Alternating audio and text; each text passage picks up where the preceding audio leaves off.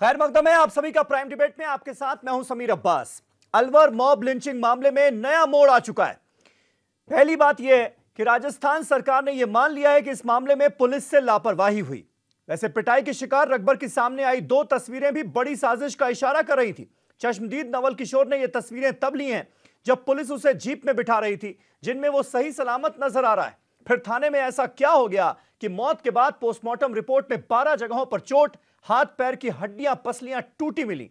Police पर उठ रहे सवालों को इन तस्वीरों ने और मजबूत कर दिया। उधर इस तरह के बढ़ते मामलों पर यूपी के सीएम योगी आदित्यनाथ ने कहा है कि भीड़ की हिंसा को बेवजह तूल दिया जा रहा है और जनता की हिफाजत और गोरक्षा का काम साथ साथ चलेगा। तो आरएसएस नेता इंद्रेश कुमार का कहना है कि अगर लोग बीफ खाना छोड़ दें तो शैतानों के इस बर्ताव यानी मॉब लिंचिंग जैसे क्राइम को रोका जा सकता है। कांग्रेस अध्यक्ष राहुल गांधी पहले ही इसे पीएम मोदी का न्यू बर्बर इंडिया करार दे चुके हैं और पूरा ऑपोजिशन सरकार पर हमलावर है। आज ही राजस्थान के ही बाड़मेर में एक शख्स को इसलिए पीट पीट कर मार दिया गया क्योंकि उसका इंटर रिलीजियस अफेयर सबकी नजर में आ गया था। ऐसे में बड़ा सवाल यह है कि क्या वाकई ऐसे हालात में भी यह कहना ठीक होगा कि मॉब लिंचिंग को बेवजह तूल दिया जा रहा है। आज इसी पर होगी बात अपने तमाम खास मेहमानों से, लेकिन पहले ये रिपोर्ट। रकबर के कत्ल के पीछे कितने कातिल? भीड़ के आगे हुकूमत क्यों है मजबूर? क्या मॉब लिंचिंग को बेवजह दिया जा रहा है तूल?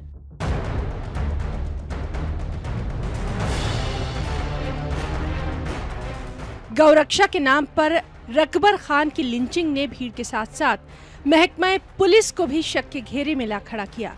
लेकिन अब साफ हो गया कि पुलिस हिरासत में ही रकबर की मौत हुई। राजस्थान के वजीर दाखिला गुलाब चंद कटारिया का कहना है कि जांच के लिए आला सदर कमेटी तश्कील दी गई है। तशद्दुद में शामिल अफराद पर कार्रवाई की जाएगी। वहीं मकतूल के अहले खाना को 1.25 लाख रुपया बतौर मुआवजा दिया जाएगा। ये सब पुलिस की इस गलती के कारण से हमने उसको सस्पेंड किया। उसके जो साथी 4 और थे उनको हमने लाइन हाजिर किया। जांच अभी हमारी चल रही है। जो एविडेंस हमने इकट्ठी की है उससे लगता है कि उसकी डेथ कस्टोडियल डेथ के रूप में हुई। इस देश में कंपनसेशन देने के लिए पहले एक बार हमने 1.25 लाख रुपया जैसा हमने पेरूखा में दिया था उसी तरह से उनको सहायता के लिए आदेश कर दिया और बाकी विधि कमेटी जो भी कहेगी, जितना कहेगी उतना उनको कंपनसेशन और देंगे। मॉब लिंचिंग के वाकयात पर यूपी के वज़ीर आला योगी आदित्यनाथ का कहना है कि हुजूमी तशद्दुद को बेवजह तूल दिया जा रहा है। वहीं आरएसएस लीडर इंद्रेश कुमार का कहना है कि अगर बीफ खाना छोड़ दिया जाए तो मॉब लिंचिंग के वाकयात को रोका जा सकता है। जहां तक मॉब लिंचिंग की बात है, मुझे लगता है कि इसको ज्यादा हाईलाइट किया जा रहा है। उत्तर प्रदेश के अंदर इस प्रकार की घटनाओं का कोई भी उल्लेख नहीं, लेकिन हां जहां कहीं भी हो रहा है इसको रोका जाना चाहिए, लेकिन दोनों प्रकार के उसको भी रोका जाना चाहिए। गौ तस्करी और गौ हत्याएं भी बंद होनी चाहिए। आज देश के अंदर जगह जगह एक मॉब हिंसा बढ़ती जा रही है। गाय, हर बच्चे की अपनी एक एक माँ है पालन पोषण के लिए। दुनिया के सब बच्चों की गाय एक माँ है। किसी भी धर्म के स्थान पर गाय का वध नहीं होता है बल्कि सेवा होती है। बाइबल है कि कुरान शरीफ है कि श्री गुरु ग्रंथ साहब है, आगम है कि त्रिपिटक है कि गीता है, सब गाय का सम्मान करते हैं। इसलिए गाय वध नहीं, गाय की सेवा हो। गाय का गोश्त नहीं खाया जाए, दूध पिया जाए, गोबर को सीमेंट के रूप में इस्तेमाल करें तो गरीबी भी दूर होगी और ये हिंसा भी जाएगी। मॉब लिंचिंग को बीफ से जोड़ने वाले इंद्रेश कुमार के बयान को कांग्रेस ने मॉब लिंचिंग यानी हुजूमी तशद्दुद की हिमायत वाला बयान करार दिया। राशिद अल्वी ने कहा कि अलवर में जो कुछ हुआ बहुत अफसोसनाक है। देखिए, राजस्थान में जो लिंचिंग का मामला हुआ है बहुत दुर्भाग्यपूर्ण है।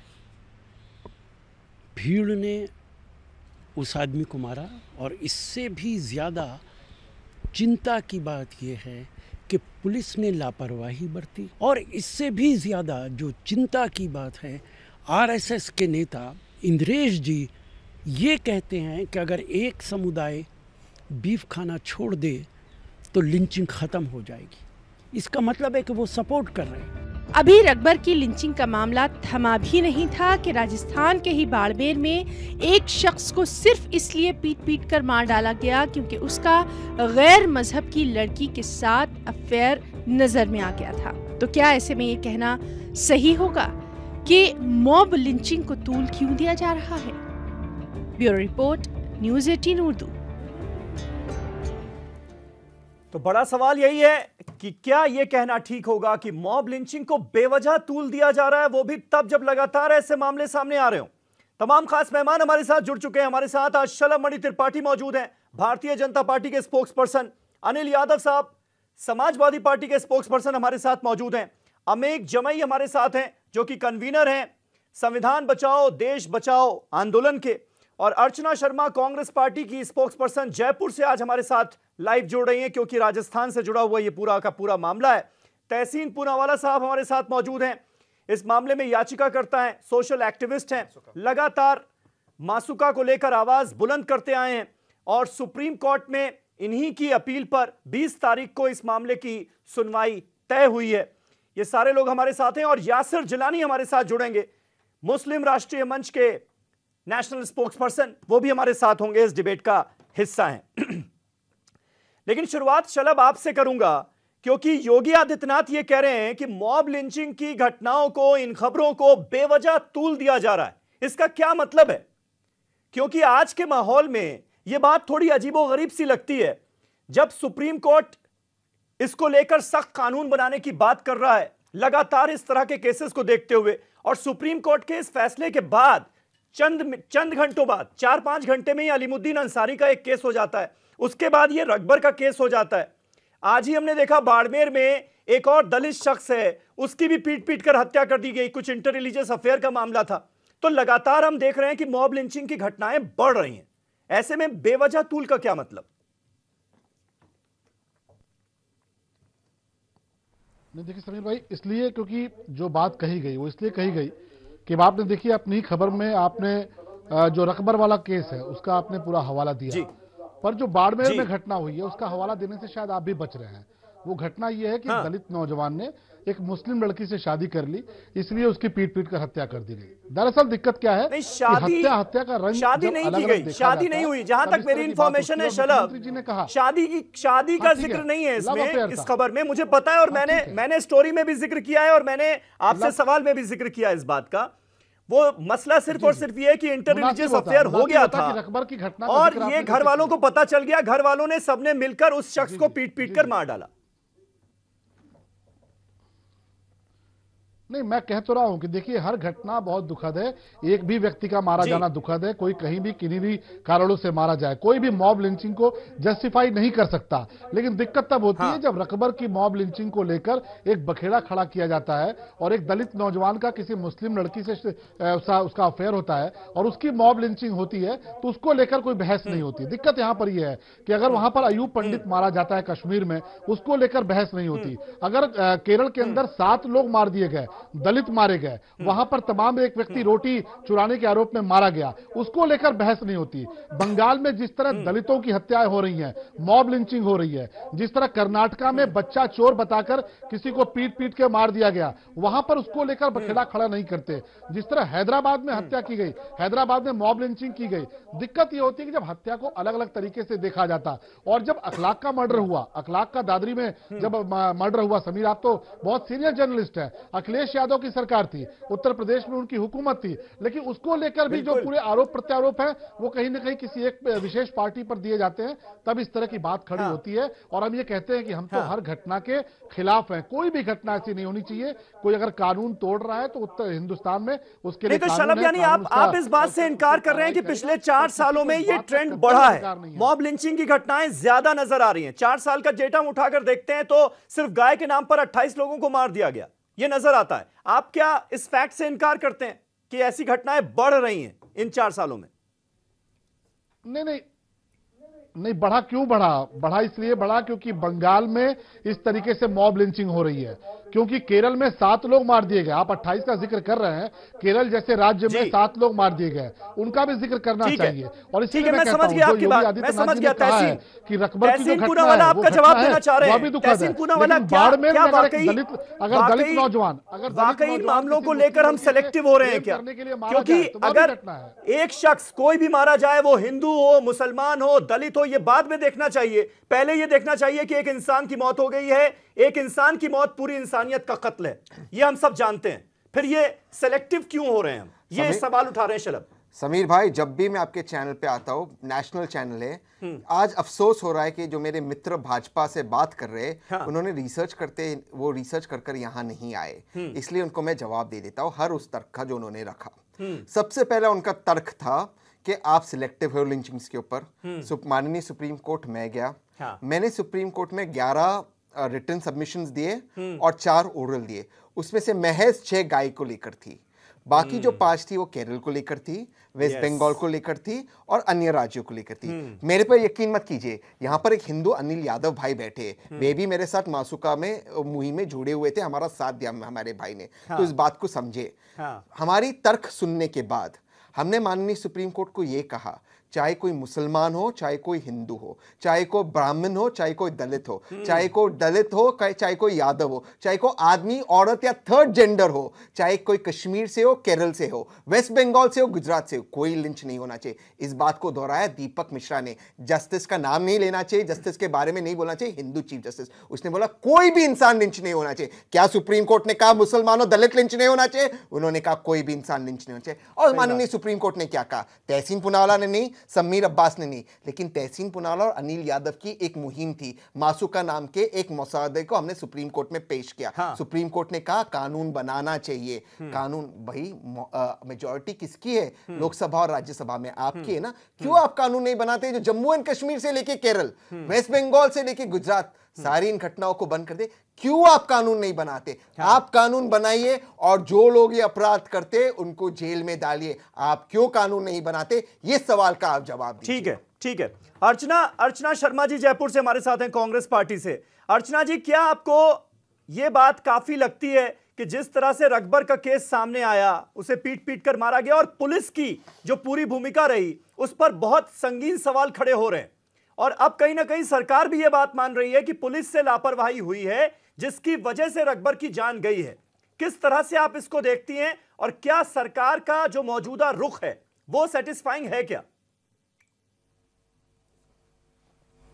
देखिए समीर भाई, 3 दिन बाद गृह मंत्री कहते हैं कि कस्टोडियल डेथ है, और उन्हीं के विधायक जो क्षेत्र से आते हैं उन्होंने कहा कि पुलिस की भूमिका संदिग्ध है। और जब लिंचिंग हुई उस समय जो लोग थे उसकी सारी गवाही, वहाँ जो चाय के लिए पुलिस वाले रुके, उसके अलावा जो कपड़े बदलाने की प्रक्रिया, उसे महिला के भी बयान आए।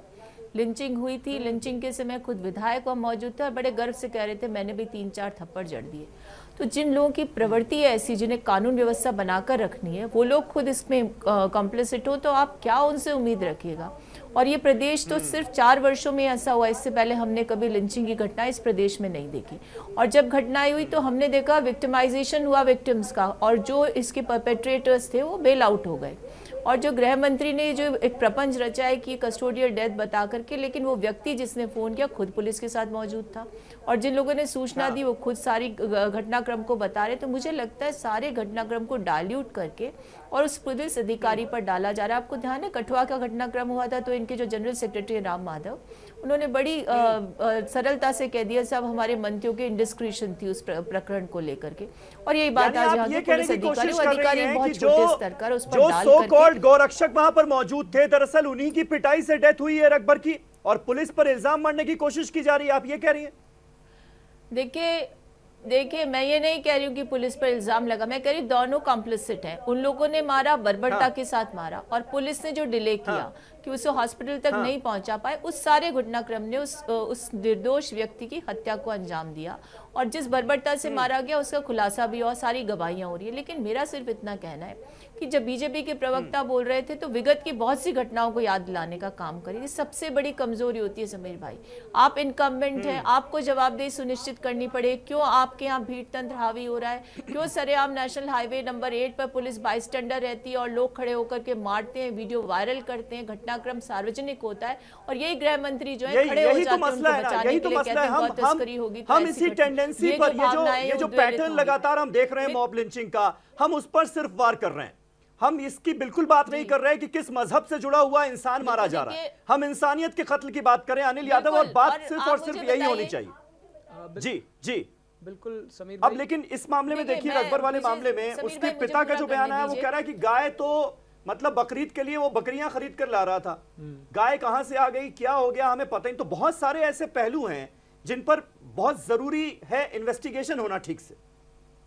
अनिल देखिए, बिल्कुल पहले तो समीर भाई आपने जो हैशटैग चला रखा है लिंच राज, बिल्कुल ठीक चला रखा है, क्योंकि वादा जो किया था वो रामराज का किया था, लेकिन धरातल पर जब उतर के आई चीज़ें, जब तमाम बहुमत देने के बाद धरातल पर चीज़ें आई हैं, तो वो आज ये है कि लिंच राज हो गया है, क्योंकि कहीं भी कोई भी किसी को भी पीट देता है। यहाँ पर एक बात बड़ी देखने लायक है या जिस पे गौर करना बड़ा ज़रूरी है कि आखिर ये कौन लोग हैं जो किसी को भी जाकर पीट देते हैं, किसी की भी मृत्यु का कारण बन जाते हैं। आप देखिए, इसे क्रमशः देखिए, आप अगर एक एक घटना को देखेंगे, मैं कुछ मुख्य घटनाओं की, क्योंकि अभी हमारे साथी शलमणि जी बैठे हैं, उन्होंने भी घटनाओं का जिक्र किया था। देखिए, अखलाक की इन्होंने बात की थी, अखलाक की घटना हुई, वहां पर आरोपी देखिए भारतीय जनता पार्टी का नेता था।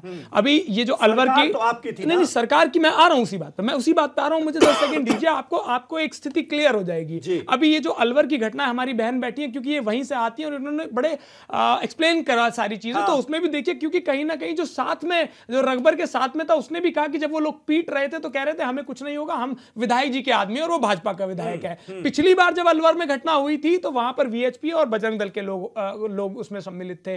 अभी स्वामी अग्निवेश के साथ जो हरकत हुई उसमें भारतीय जनता पार्टी के लोग इसमें सम्मिलित थे। कहीं ना कहीं समीर भाई, लेकिन कुल मिलाकर चाहे ये जनता के बीच तो मैसेज यही जा रहा है कि चाहे यूपी के मुख्यमंत्री अखिलेश यादव हो या फिर योगी आदित्यनाथ हो, लिंचिंग करने की मौत जब आएगी तो बचा कोई नहीं पाएगा। नहीं मैं बता अखलाक आपके राज में मारा गया। मैं सेकंड उसी बात पे आ रहा हूं कि देखिए, आखिर हौसला मिल कहां से रहा है इन लोगों को, क्योंकि तमाम प्रशासन है, सरकार है, उसके बाद भी हौसला बढ़ रहा है। देखिए, हौसला तब बढ़ता है जब केंद्रीय मंत्री आरोपी के गले में माला पहनाएंगे, कोई तिरंगा झंडा चढ़ाने जाएगा, कोई कहेगा कि हम आपका केस लड़ेंगे, तो निश्चित तौर पर आरोपी के हौसले बढ़ेंगे, और हौसले बढ़ते हैं तो क्राइम बढ़ेगा ही बढ़ेगा। यहां पर एक छोटी सी बात और कहना चाहता हूं। राजनाथ सिंह जी ने कहा कि भाई ये स्टेट सब्जेक्ट है और इस पे स्टेट्स को कार्रवाई करनी चाहिए। जब आप बार बार हर डिबेट पे ये बताते हैं कि पूरा देश भगवा हो गया है, 20-22 प्रदेशों में भारतीय जनता पार्टी की सरकार है, तो भाई सरकार तो ये कानून भी तो आप ही को बनाना है, इसकी जिम्मेदारी भी तो आप ही की है, आप उससे कैसे भागते हैं?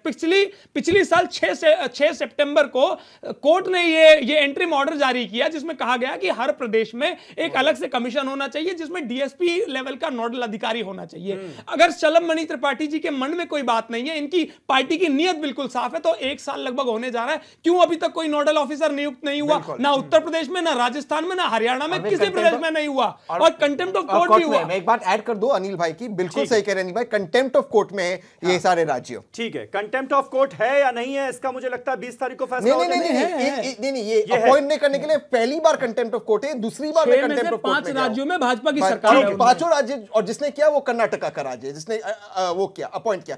5 राज्य जिन्होंने नहीं किया वो सारे भाजपा के राज्य, उन्होंने नोडल ऑफिसर्स नहीं किया। असल बात ये है अमीर जमई हमारे साथ हैं। अमीर जमई, आप जिस आंदोलन से जुड़े हुए हैं उसका नाम ही है संविधान बचाओ देश बचाओ। क्यों आपको लगता है संविधान खतरे में है, देश खतरे में है? क्योंकि मॉब लिंचिंग की घटनाएं बढ़ रही हैं।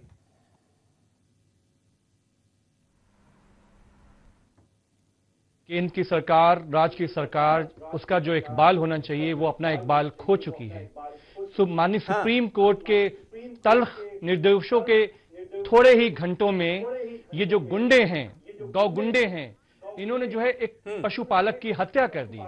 आप अगर ये मेवात से लेकर राजस्थान का बेल्ट देखें तो वहां पे जो पशुपालक है, जो सबसे बड़ा कारोबार है, वहां पे ये ओबीसी के लोग हैं जिनको हम पशुपालक के तौर पे जानते हैं, और ये इकोनॉमी में बहुत मजबूत लोग हैं।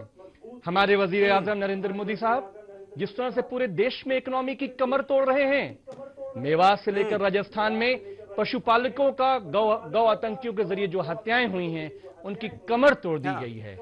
आज उनके हक में हमारे वजीर आजम जब ये कहते हैं उनको मत मारो हमें मारो, कोर्ट कहती है ये नहीं चलेगा, लेकिन उसके बावजूद जयंत जी से लेकर आरएसएस के इंद्रेश कुमार ने तो आज साफ कह दिया है हिंसा होती रहेगी। मैंने आज देश के अखबारों में मेरे बयान छपे मॉब लिंचिंग पर, पूरा उत्तर प्रदेश का हिंसा होती रहेगी ये कहां कह दिया इंद्रेश कुमार ने? फोन आ रहे हैं। आज इंद्रेश जी का जो बयान है, उन्होंने कहा अगर लोग बीफ खाना छोड़ दें तो ये घटनाएं रुक जाएंगी, प्रवोक करता है। उस पर जवाब तुम लोग यासिर जिलानी से लिया जाएगा, कुछ नहीं होगा। ठीक है, आप अपनी बात कंप्लीट कीजिए जी। तो मैं ये कह रहा हूं कि ये देखिए जो मॉब लिंचिंग का जो ये पूरा मॉडल है, 2014 के आसपास मॉब लिंचिंग हो रही थी, अब ये दोबारा शुरू हो गई है।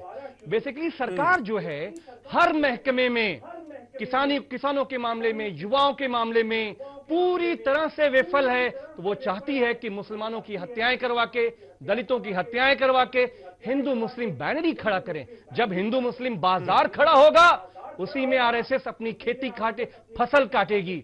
मैं समीर भाई की इंपॉर्टेंट बात बताऊं, ये कितने बड़े गाय से प्रेम करते हैं हमारे बीजेपी के दोस्त। मैं भोपाल गया, 1400 किलोमीटर आना जाना, हजारों गायें सड़कों पर आवारा बेचारी वो टहल रही थी, हमारी माएं, उनको देखने वाला कोई नहीं था, बीमार थी, हर जगह दिखती है, उनको पूछने वाला कोई नहीं होता भाई। वजीर आजम के घर से 5 किलोमीटर दूर दिखती है। ये तो हर जगह का हाल है। अमी खामा और आप देखते हैं लखनऊ में, आप बैठे हैं लखनऊ में, शलभ बैठे हैं, वहां भी हम देखते हैं क्या हाल है। समीर भाई, यासिर जिलानी इस बात का जवाब दीजिए, आरएसएस के नेता इंद्रेश कुमार जिस बात का जिक्र कर रहे हैं कि लोग अगर बीफ खाना छोड़ देंगे तो मॉब लिंचिंग की घटनाएं रुक जाएंगी इस देश में, इस बात का क्या लॉजिक हुआ अपने आप में?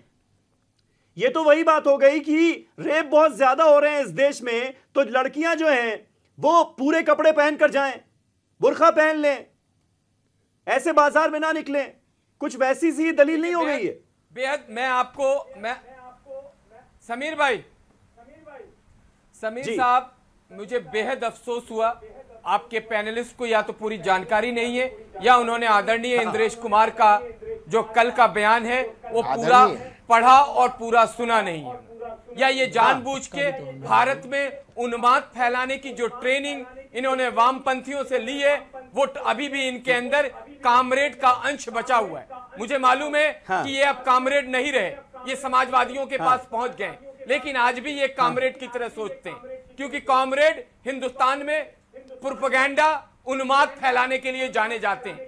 अगर हिंसा कोई का मतलब क्या है, भारत में हिंसा करने के लिए जाना जाता है, वो कामरेड जाने जाते हैं। देखिए, मैं मानिए बॉस है इंद्रेश कुमार, पूरे बयान, अरे वो जो इंद्रेश कुमार जिसका आतंकवादी फाइलों में लंबे लंबे नाम है उसकी बात करो। अच्छा, इंद्रेश कुमार ये जो आतंकवादी है उसकी बात करो। अमीक आपने सवाल उठा दिए, सुन लीजिए और अब जवाब दे देते हैं जी। सुन लीजिए, उसी की बात कर रहा हूं। आप संयम रख के कम से कम सुनने का मादा रखिए।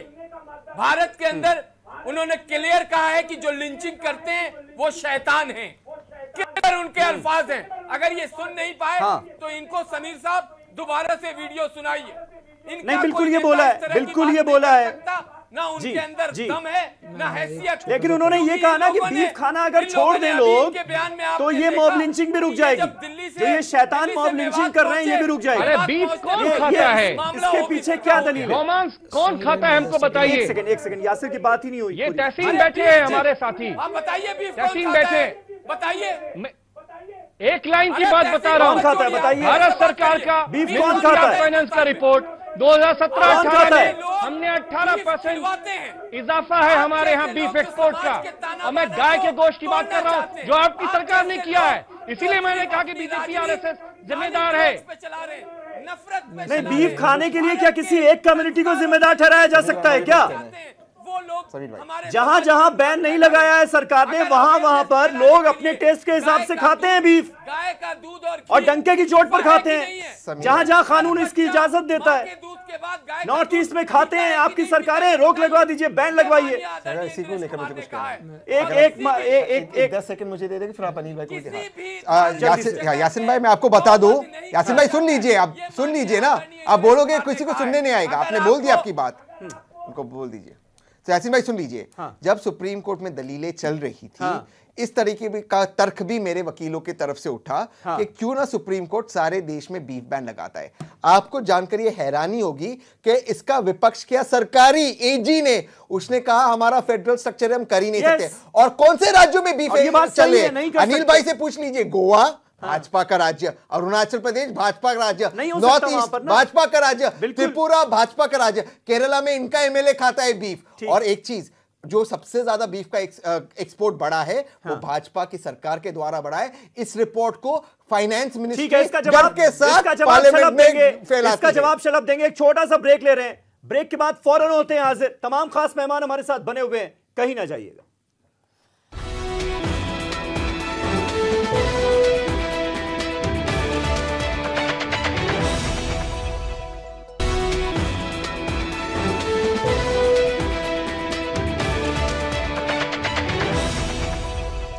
क्या मॉब लिंचिंग को बेवजह तूल दिया जा रहा है? क्योंकि यूपी के सीएम योगी आदित्यनाथ का ये आज का स्टेटमेंट है और लगातार हम देख रहे हैं कि इस तरह के इंसिडेंट्स बढ़ते जा रहे हैं देश भर में।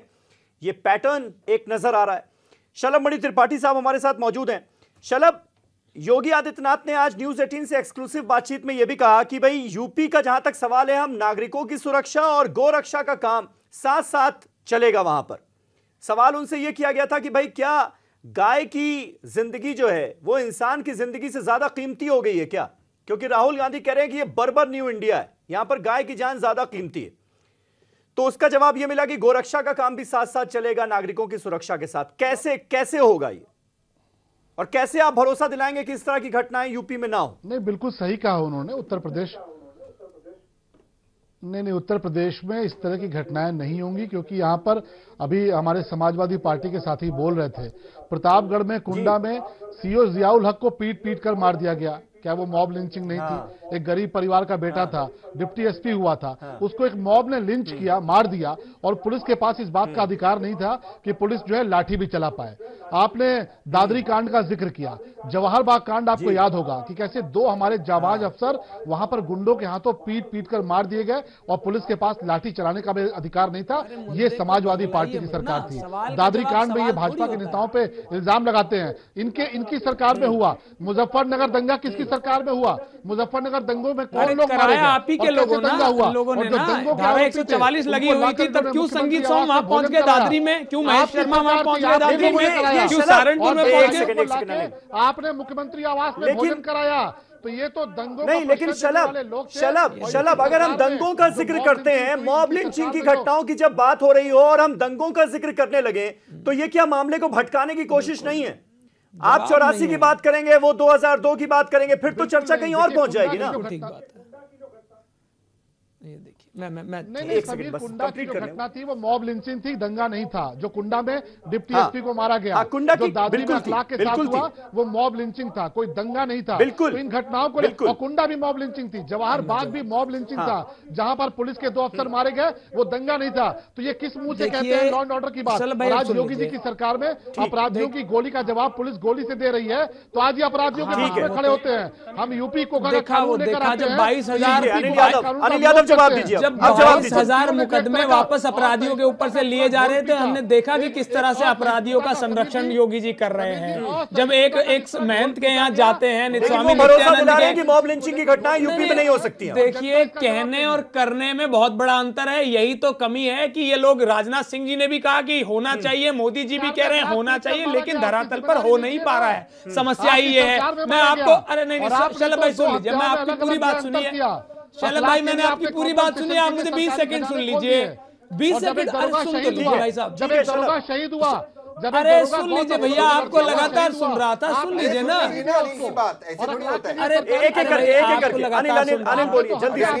नहीं, आप मुझे मुझे अब अनिल को लिंच मत कीजिए, नहीं ये क्या लिंच करेंगे भाई, ये नहीं मैं बात कर लेता हूँ। देखिए मैं आपको, हम क्योंकि अलवर की घटना से शुरुआत हुई थी, मैं इसी घटना पे बता देता हूँ कि आप इसमें देखिए पुलिस का रवैया देखिए। 1 बजे के आसपास वो पीड़ित के पास पहुंच गए हैं, लेकिन 4 बजे उसे अस्पताल पहुंचाते हैं, मतलब 3 घंटे उन्हें 6 किलोमीटर के अस्पताल में पहुंचने में लगते हैं। बीच में वो गाय को शेल्टर हाउस पहुंचाना पसंद करते हैं, चाय पीना पसंद करते हैं।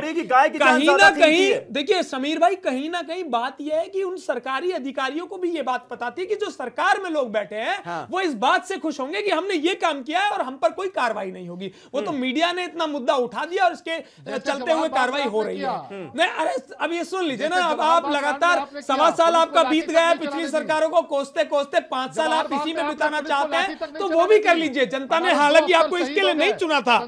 देखिए मैं एक बात बताना चाहता हूं, देखिए बिना हिंदू मुस्लिम करे आपने शुरुआत की इंसानियत के नाम पे। आपने कहा कि चाहे हिंदू को मारा जाए चाहे मुसलमान को मारा जाए, ये मुद्दा ही नहीं है, ना जात का मुद्दा है ना धर्म का मुद्दा है, लेकिन इंसानियत का मुद्दा है। लेकिन इन्होंने इंसानियत पर बात ही नहीं होनी चाहिए, घूम फिर के ये आ जाते हैं कि भाई हिंदू के पे बोला मुस्लिम के पे नहीं बोला। हम तो इंसानियत की बात कर रहे हैं, आप इंसानियत पे बोलिए ना। ठीक है तहसीन, असल में तो हमें उस सोच पर वार करना है ना जो फैसला ऑन द स्पॉट करना चाहती है। खुद फैसला सुना देगी कि ये शख्स गौ तस्कर ही था, इस शख्स ने बच्चा ही चुराया और उसके बाद पीट कर उसे मार डाला जाए। असल में तो उस सोच पर वार होना है ना, ये होगा कैसे? समीर भाई ये जी भाई ये बहुत ही दुर्भाग्यपूर्ण बात है कि जो लोग पकड़े जाते हैं मॉब लिंचिंग में, उनकी अधिकतर उम्र, क्योंकि इस चीज को मैंने बहुत करीबी से पढ़ा है, उनकी करीबन उम्र 25 से लेकर 30-35 साल तक है।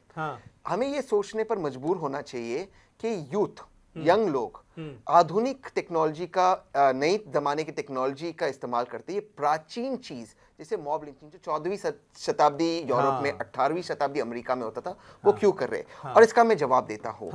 आप आपके प्लेट में क्या रखते हैं ये देखना सरकार का दायित्व नहीं है। आपके किचन में क्या है, सरकार का दायित्व है जिनके प्लेट पे खाना नहीं उनको खाना दे। जब लव जिहाद के नाम पर रोमियो स्क्वाड्स बनाए जाते और सरकार के लोग जिनको आईडी दिया जाता है वो आपके बेडरूम में आते दिखते, आप किसके साथ हो, ये सरकार का दायित्व नहीं है। सरकार का दायित्व है प्रेम फैलाना। जब सरकार इन गौ रक्षकों को कैश प्राइज का भेंट देती है, ये सरकार की दायित्व नहीं है। सरकार की दायित्व है अमन और चैन फैलाना। तो कहीं ना कहीं इन चीजों के पीछे किसी का सियासत में फायदा हो रहा है, किसी का राजनीतिक फायदा हो रहा है। जब तक उन लोगों को आप जेल में नहीं डालोगे, जैसे एक यूनियन मिनिस्टर जिन्होंने कॉन्विक्टेड लोग, आरोपी नहीं, कॉन्विक्टेड लोगों को माला पहनाया, कॉन्विक्टेड लोगों को, आप जब कॉन्विक्टेड थे, आप जब तक उस यूनियन मिनिस्टर को जेल में नहीं डालोगे तब तक इन लोगों का हौसला बढ़ता ही रहेगा।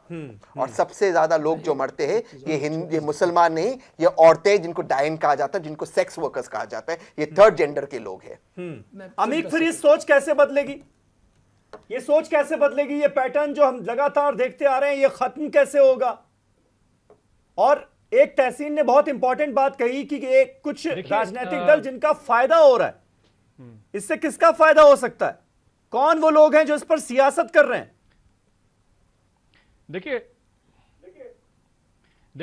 आपको पता है समीर भाई कि अगले 1 महीने के अंदर पूरे देश में दोबारा से दलित आंदोलन, ओबीसी के लोगों का आंदोलन, मराठा आंदोलन महाराष्ट्र में शुरू हो चुका है। सरकार पूरी तरह से हर मोर्चे पर फेल है। हमारे वजीर आला उत्तर प्रदेश के योगी जी ने कहा कि हम दोनों की हिफाजत करेंगे, लेकिन सुप्रीम कोर्ट ने, एनएचआरसी ने जो उत्तर प्रदेश में दलित और बैकवर्ड्स के इनकाउंटर हुए लाइन से, उस पे इनको बहुत करारा डांट लगाई है, लेकिन हमारे वजीर आला को जवाब नहीं दे पाए क्योंकि उनको कुर्सी पर से प्यार है, उनके अंदर इंसानियत नहीं है। जब वो हमारे बाबा गोरखनाथ को छोड़कर उत्तर प्रदेश में कुर्सी के लालच में लखनऊ आके बैठे हैं तो वो तो इंसानियत को क्या पकड़ेंगे।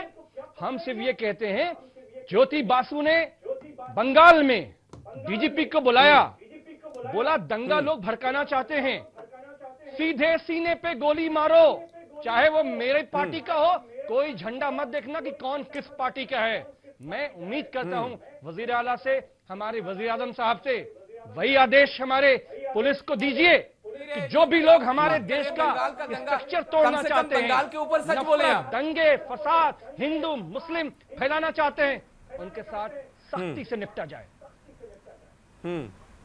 ठीक ठीक है। यासिर जिलानी, इंद्रेश कुमार जो बात कह रहे हैं वो ये कह रहे हैं कोई भी मजहब जो है वो गाय को मारने की इजाजत नहीं देता, चाहे हिंदू धर्म हो, चाहे इस्लाम हो, चाहे वो क्रिश्चियन हो या फिर सिख हो, ईसाई हो, कोई भी धर्म, सबने होली का माना है और तरह तरह के वो एग्जाम्पल्स भी दे रहे हैं।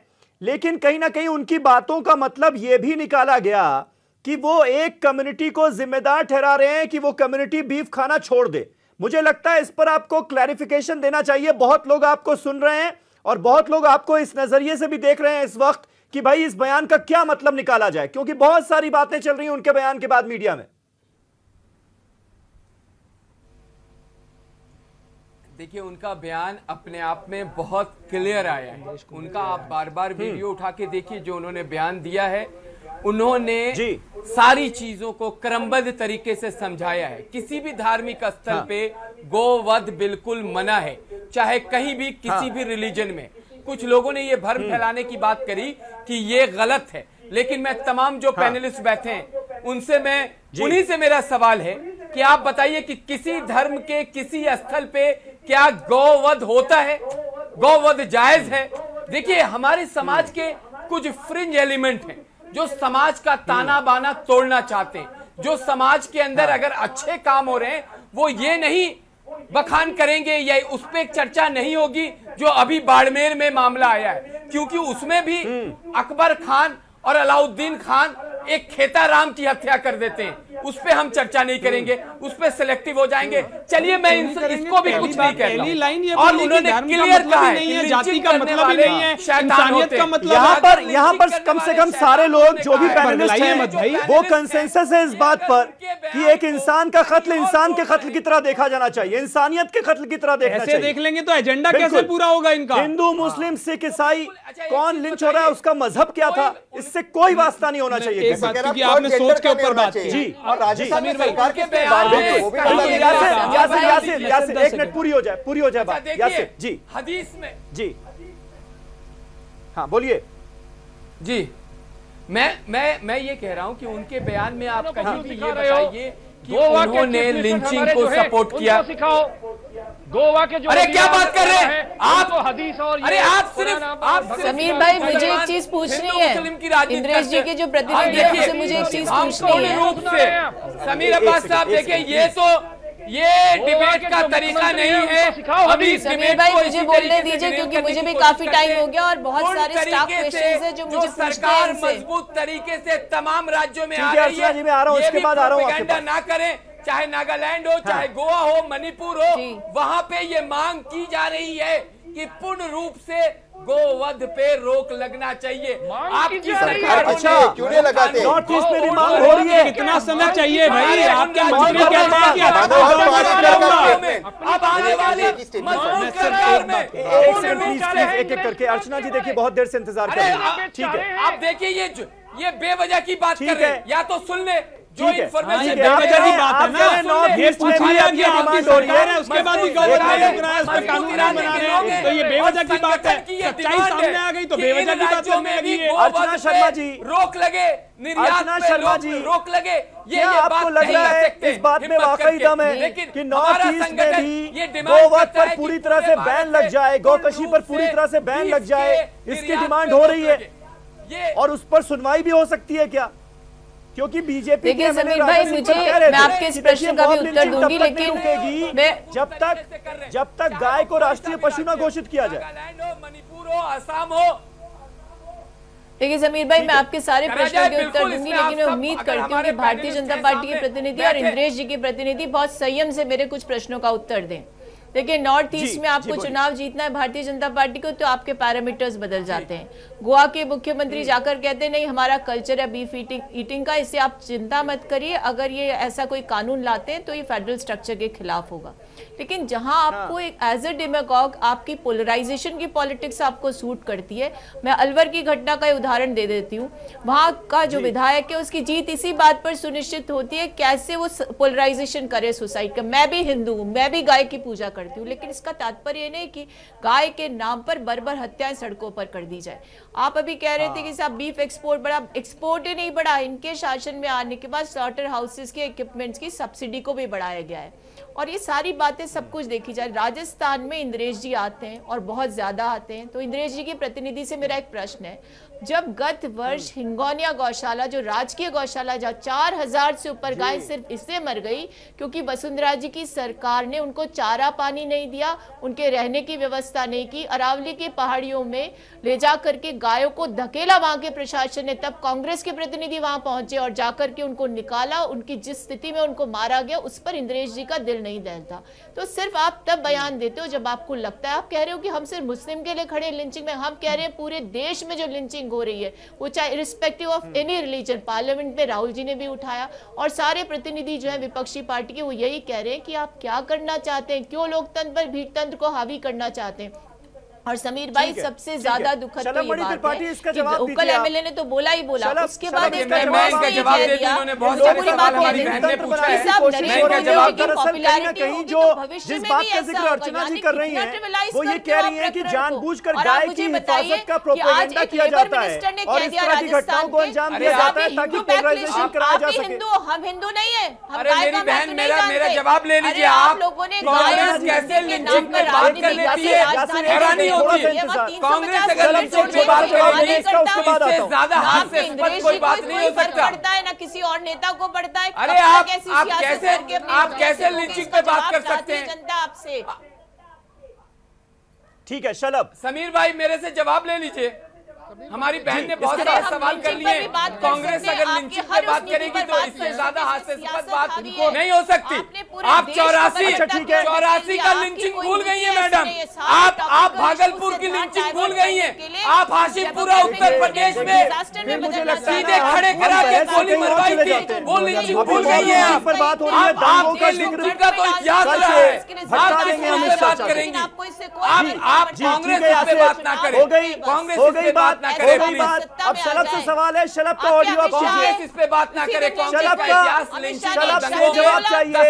यासिर जिलानी, अर्चना जी हो गई आपकी बात। शलभ मणि त्रिपाठी उस फ्यूचर की बात करो जिसको वादा करके सत्ता में आए थे, इतिहास की बात वो शलभ बोलिए। 84 का सिख भाइयों का लिंचिंग आपके जयपुर, दिल्ली, पूरे हिंदुस्तान में को लेकर इन्होंने मुद्दा बनाया, पर बाड़मेर की हत्या पर क्यों नहीं बोलती हैं? और इसीलिए हम कहते हैं कि ये हत्याओं पे सेलेक्टिव हैं। इनको बाड़मेर की हत्या नहीं दिख रही, ये राजस्थान से आती हैं, इनको बाड़मेर की हत्या नहीं दिखती, इनको रकबर की हत्या दिखती है। और इसलिए हम कहते हैं कि आप सेलेक्टिव हैं। आपको अयूब पंडित की हत्या नहीं दिखती, लेकिन कहीं पर कोई गाय को लेकर वो आपको हत्या दिखती है। और इसीलिए आपको अगर 2 दिन पहले कोटा के बाद आपको जवाब देना चाहिए। 1984 के दंगों का आरोपी जगदीश टाइटलर कहाँ पर है? जगदीश टाइटलर को किसने सम्मानित किया? जगदीश टाइटलर को किसने सम्मान दिया? इसका जवाब दीजिए। जगदीश टाइटलर को महिमा मंडित करने वाले लोग कौन है? आज आप राहुल जी के साथ खड़ी है, तो जगदीश टाइटलर के साथ कौन खड़ा है? इसका जवाब दीजिए। आप हत्या पर सेलेक्टिव हो सकते हैं। आप लाकर लोगों की हत्या को जानबूझकर गाय की हिफाजत का प्रोपेगेंडा किया जा रहा है ताकि पोलराइज किया जा सके सोसाइटी। इस बात में दम है क्या? इस बात में दम है क्या? जब हम मासूका के लिए लड़ रहे थे और मैडम अगर मैं बात कर दूं अपनी, बात करके अपनी बात करके चुप तो हो जाइए, दूसरों की तो भी सुन लीजिए। क्या बात कर रहे हैं आप? तो कम से कम हिंदुत्व की बात भी ना करें। आपके तो नेता आपके नेता। अच्छा आप मुझे बोलने दीजिए, अब लिंच करना बंद कीजिए। चलो जब मैं मासूका की बात, जब हम मासूका के लिए लड़ रहे थे, वजीर आजम के घर से महज 2.5 या 3 किलोमीटर दूर, या अनिल बैठे आपके शो पे, यादव गाय की पूजा करते ना, 3 किलोमीटर दूर हमारे वजीर आजम के घर से गाय कचरे में खाना खाती है। मैं जयपुर की बात नहीं कर रहा हूँ, लखनऊ की बात नहीं कर रहा हूँ, मैं ल्यूशंस दिल्ली वजीर आजम के घर से 3 किलोमीटर दूर की बात कर रहा हूँ। नहीं यकीन आता है समीर भाई, आपका कैमरा इनमें से सब आ जाए, देखते थे वहां पे खाते। आप लोग गाय को माता मानते हो और माता आपकी कचरे में खाना खाती है। आप कीजिए माता की पूजा, आप कीजिए, आप रखिए गाय को, हम आपकी इज्जत करते हैं, लेकिन गाय के लिए आप इंसानों को कैसे मारते हो? बार बार आप सुनिए मेरी बात, बार बार आप 84 की दंगों की बात करते हो। 84 में जो हुआ गलत हुआ, एक बार नहीं 1000 बार कहेंगे, बहुत ज्यादा गलत हुआ। पर क्योंकि 84 में कोई गलती हुई उसका मतलब अब 2017, 2018, 2019 में उस गलती को दोहराएंगे, ये उसका उत्तर है। उत्तर आज हम आपसे पूछ रहे हैं कि मेरे भाई, आपने जब वादा किया, आपने कहा बहुत हो गया अत्याचार, अब की बार भाजपा सरकार 56 इंच की सरकार, क्यों ना आप गाय को सुरक्षा भी देते, क्यों ना आप इंसानों को भी सुरक्षा देते? आपने गाय को सुरक्षा दे पा रहे हो, अपने इंसानों को सुरक्षा दे पा रहे हो। यही तो इस देश की विनम्रता। जगदीश टाइटलर को सम्मान देने वाले कांग्रेस के लोग मॉब लिंचिंग पर किस मुंह से बोलते हैं? आप बंगाल क्यों नहीं जाते हो? ठीक है अनिल यादव, ये जो दंगों को बार बार जोड़ा जाता है कि दंगों में, इन दंगों में इतने लोगों की हत्या हुई, तो ये मॉब लिंचिंग से कैसे कनेक्ट किया जा रहा है? मतलब ये लॉजिक मेरे समझ में नहीं मैं बता देता हूँ। देखिए दंगों का सुन लीजिए, देखिए जब मॉब लिंचिंग पर इनके पास कोई जवाब नहीं बचा तो इन्होंने दंगों का जिक्र करना शुरू कर दिया। बार बार कह रहे हैं कि आप सिलेक्टिव चीजें कर रहे हैं, सिलेक्टिव चीजें कर रहे हैं। जब आप 1984 के दंगों की बात कर रहे हैं तो आप 2002 को क्यों भूल जाते हैं भाई?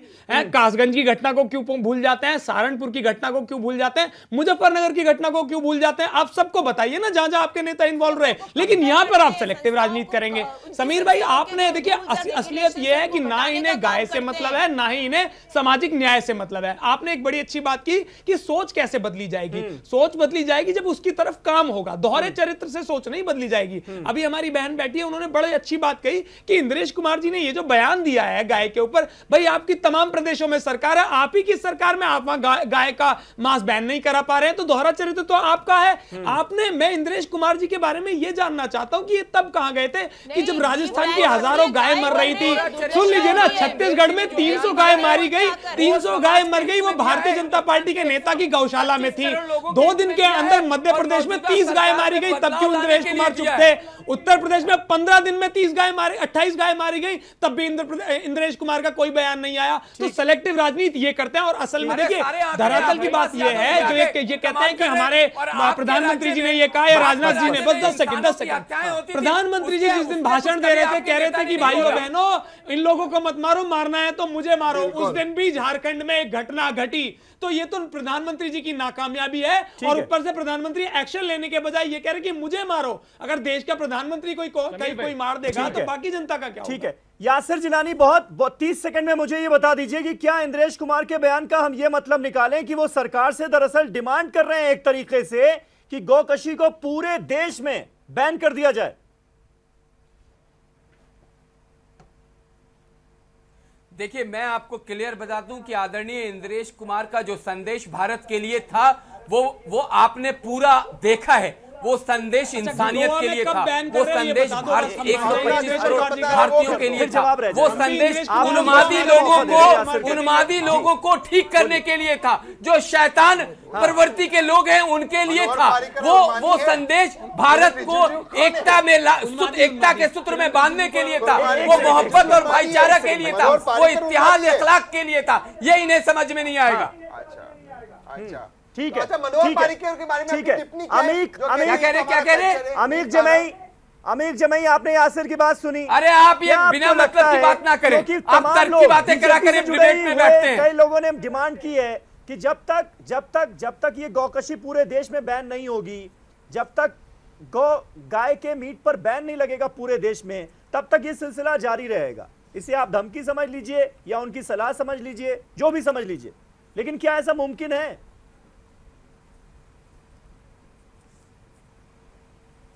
देखिए समीर भाई, ये सीधे सीधे धमकी है। मैं मेरे से सवाल है? जी आरएसएस के बड़े नेता हैं और बहुत बुजुर्ग हैं, इसलिए थोड़ा मैं उनकी इज्जत करता हूं। ये मैं चाहता हूं कि वो जो हदीस है ना गाय पर, गौमांस नहीं खाने पर, ये जरा जाके भाजपा के जो मुख्यमंत्री हैं गोवा के, उनको जरा पढ़ा कर आओ। वहां के जो बीजेपी के एमएलए हैं गोवा के, उन्होंने कहा था कि अगर गौरक्षक यहां पर आए तो उनको गिरा के मारेंगे। गोवा के लोगों ने बोला था। और मॉब लिंचिंग पर मैं आपको एक बात बताना चाहता हूं, यासिर भाई मेरे बहुत अच्छे दोस्त हैं, हम लोग जामिया मिलिया के साथ पढ़े हैं। अगर ये इंद्रेश कुमार के जी के चहेते नहीं होते, टेलीविजन के रूम में हमारी तरह मॉब लिंच हो गए होते। लेकिन ये इसलिए बच गए कि इनका खुफिया कनेक्शन बहुत ऊपर तक है। अमीर जामई तो नहीं बचे। दिल्ली में पटियाला हाई कोर्ट में इनके भाजपा दिल्ली के एमएलए हमको हमारे पर जानलेवा हमला किया कि क्या गौकशी पूरे देश में बैन नहीं लग सकता? आग लगेगी, आग लगेगी तो आपके घर चक्कर खत्म होगा, आपकी हिफाजत के नाम पर गुंडागर्दी खत्म हो जाए। पूरे देश में गौकशी पर बैन लगा दीजिए, क्या मुमकिन नहीं है ये? नहीं देखिए, नहीं देखिए समीर, हम तो ये कह रहे हैं कोई भी मॉब लिंचिंग कोई भी हो उसको कोई जस्टिफाई नहीं कर रहा। ये घटनाएं कतई नहीं होनी चाहिए, किसी की भी भीड़ की यहाँ तो हत्या नहीं होनी चाहिए। कोई कानून तोड़ता है उसके खिलाफ कार्रवाई होनी चाहिए। लेकिन सवाल ये होता है कि यहाँ पर बैठ के ये जो छद बुद्धिजीवी हैं जो कभी असहिष्णुता का नाटक करते हैं, वो जब बंगाल की घटना पर मौन हो जाते हैं, बाड़मेर में एक मुसलमान के परिवार के हाथों मारा जाता है, वहां पर मौन हो जाते हैं, तब यह सवाल उठता है कि आप सेलेक्टिव मर्डर्स को लेकर अलग अलग तरीके से चलिए ठीक है, यानी कुल मिलाकर आपका कहना यही है शलभ कि सेलेक्टिव आउटरीच नहीं होना चाहिए। हिंदू, मुस्लिम, सिख, ईसाई किसी की भी जान जाए तो कम से कम हम में इतनी अकल तो है ही ऊपर वाले ने दी है कि हम ये सोच पाए कि एक इंसान का कत्ल हुआ है, इंसानियत का कत्ल हुआ है, उसको उसी नजरिए से देखें। ये बात बहुत छोटी सी है, सबकी समझ में आएगी उम्मीद करता हूं। बहुत बहुत शुक्रिया। और मॉब लिंचिंग की घटनाएं जो हैं अब दोबारा नहीं देखने को मिलेंगी, सरकार कड़ा रुख अख्तियार करेगी। इसी उम्मीद के साथ इस डिबेट को खत्म कर रहा हूं। बहुत बहुत शुक्रिया, शब बखैर।